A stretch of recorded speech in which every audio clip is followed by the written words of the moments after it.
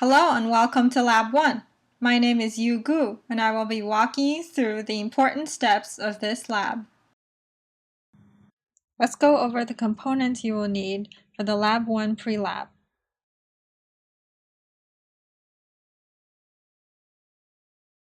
You will need 2 paper clips, a standard paper cup, a D-size battery, about 1 meter of armature wire, which is copper wire, 1 bar magnet,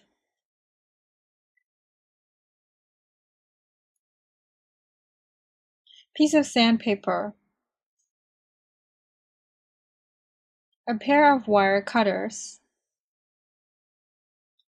a 9-volt battery,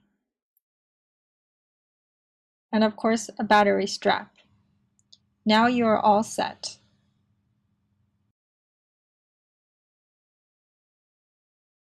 Begin by placing the paper cup upside down and squeezing the magnet between the ledges. This should hold the magnet tightly.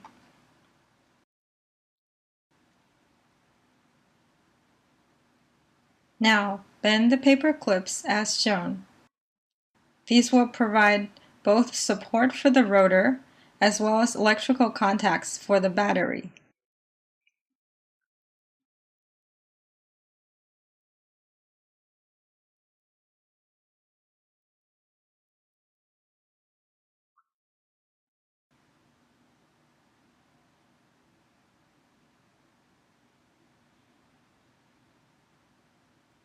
Insert the paper clips between the ledge and the side of the magnet as shown. Do the same for both.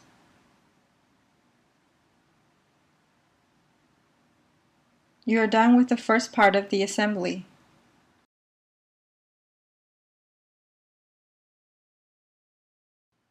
To make the rotor, you will need the D-sized battery. Take the armature wire and wind it around the battery about 10 to 15 times.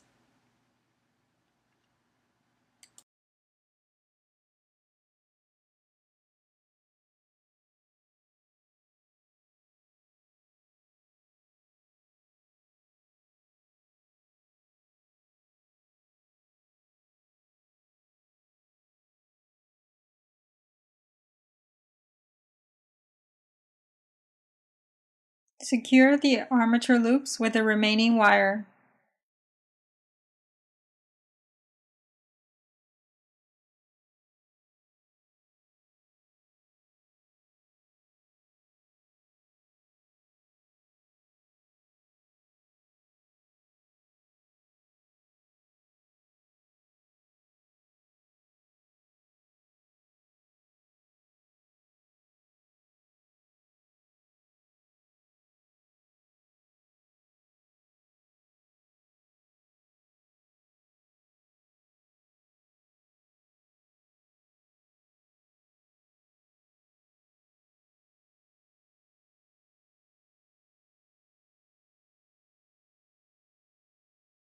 You will need to strip the ends of the rotor before placing it on the paper clips to achieve an electrical connection.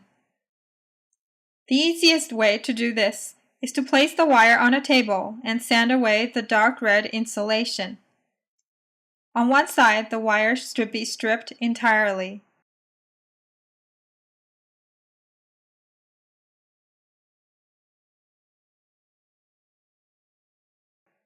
The other side will be the commutator, and you should only strip a 90 to 180 degree arc.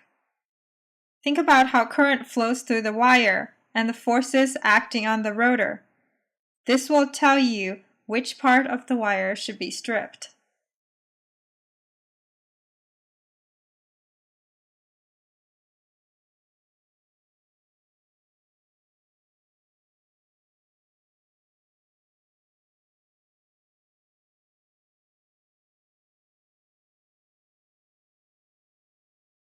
Now attach a small flag to one end of the rotor, which will be used to measure its rotational speed.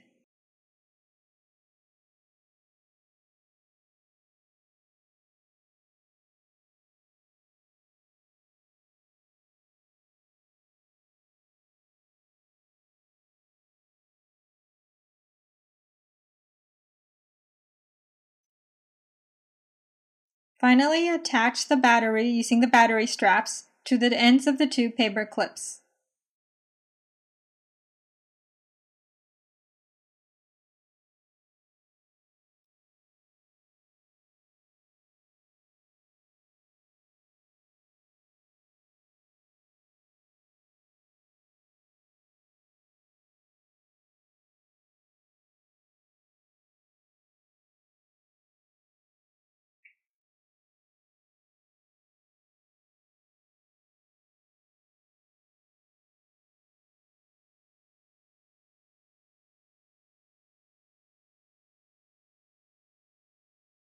Now place the rotor.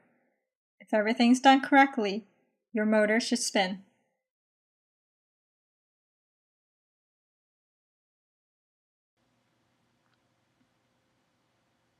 Use the photoresistor setup shown in your lab handout to measure the frequency of your motor.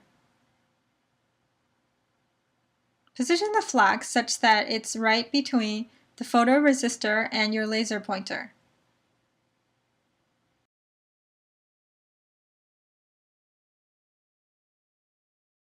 A periodic waveform should appear on the oscilloscope.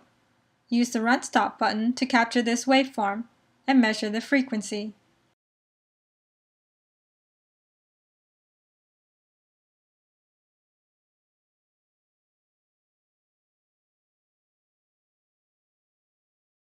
For this part of the lab, you will need a geared DC motor, as well as some banana jacks. In addition, you will need a power supply which operates in constant current and constant voltage modes.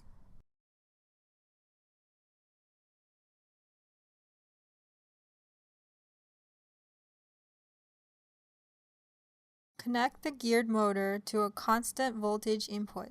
Because the voltage sets the rotational speed, it should be nearly impossible to stop the shaft with your hand. Notice the current will increase as the resistance is increased.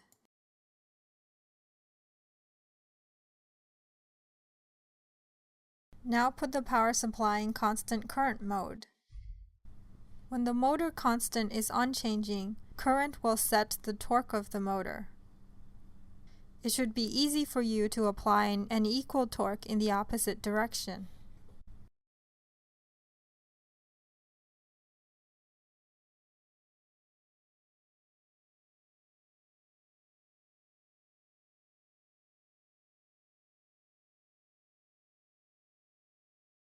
In this part of the lab, you will be characterizing a specially built DC motor.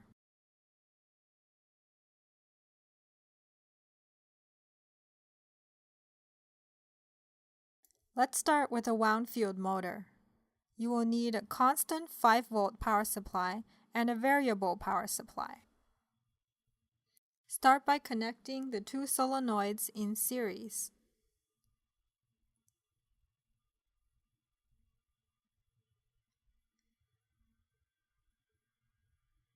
Connect the multimeter in series so it will be used as an ammeter before connecting everything to the power supply.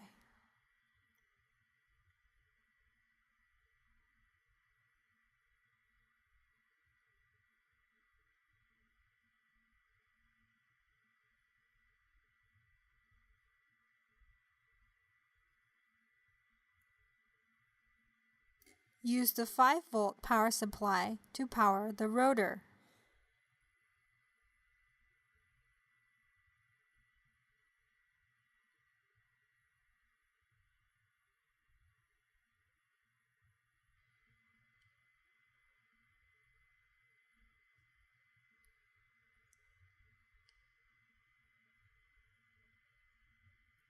Adjust the variable power supply so the current in the solenoids is about 0.5 amps.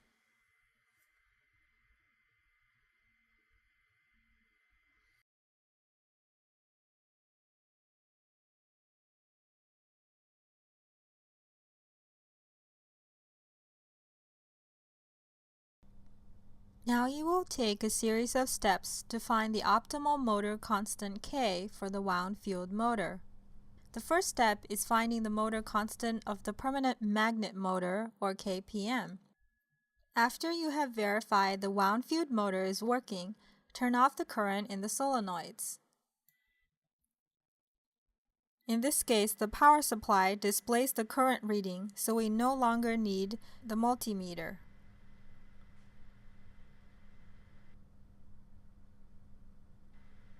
The current through the solenoids should be constant at 0.5 amps.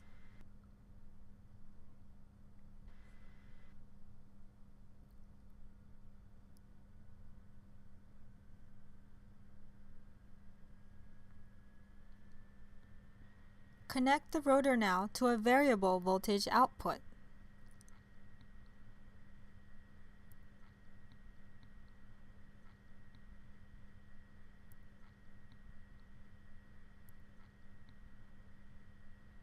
Set the multimeter in voltage mode and use it to measure the back EMF from the permanent magnet motor.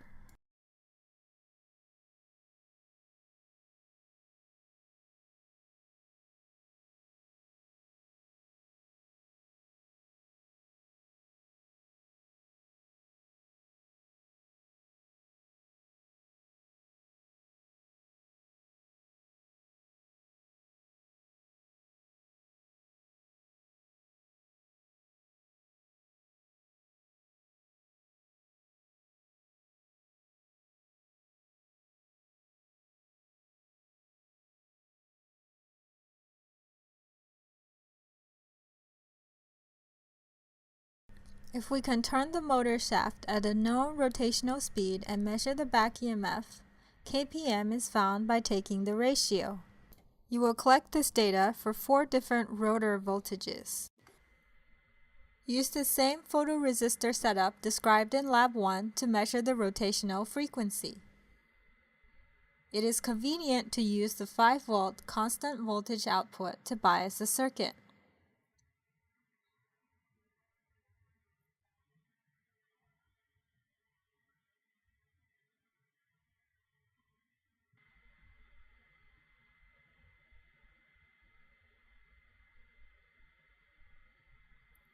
Set up the oscilloscope to take the voltage across the photoresistor.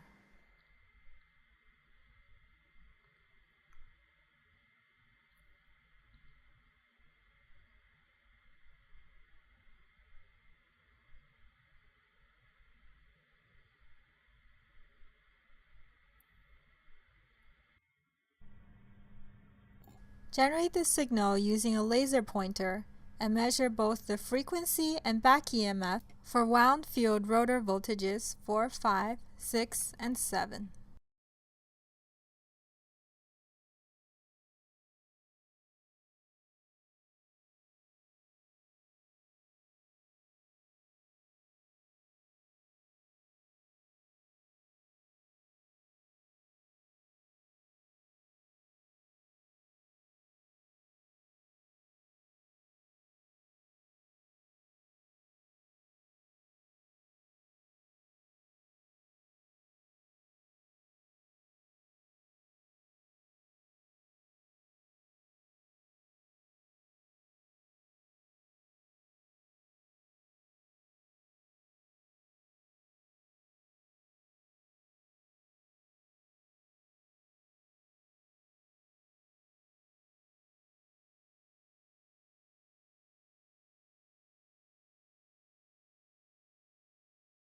Now you will find the constant C, which relates the wound field motor constant to the current in the solenoids, also known as I stator.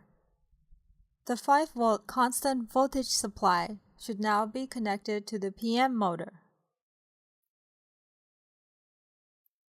The multimeter should now be used to measure the back EMF from the rotor terminals of the wound field motor. First measure the rotational speed with no current applied to the stators.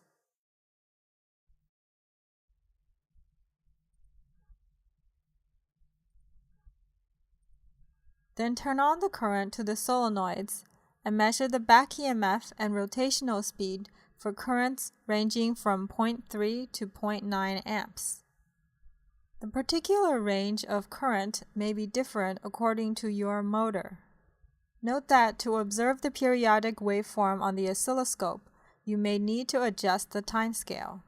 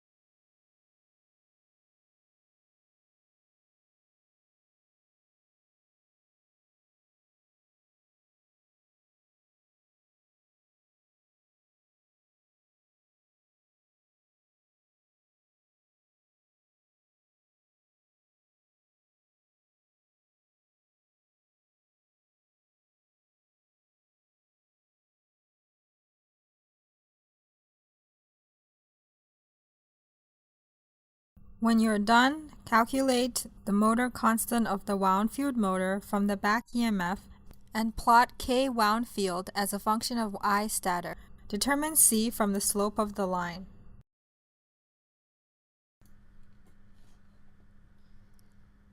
Now you will find the optimal wound field motor constant, the one which maximizes its rotational velocity. Connect the 5-volt power supply again to the rotor of the wound field motor and use a multimeter to measure the back EMF of the PM motor.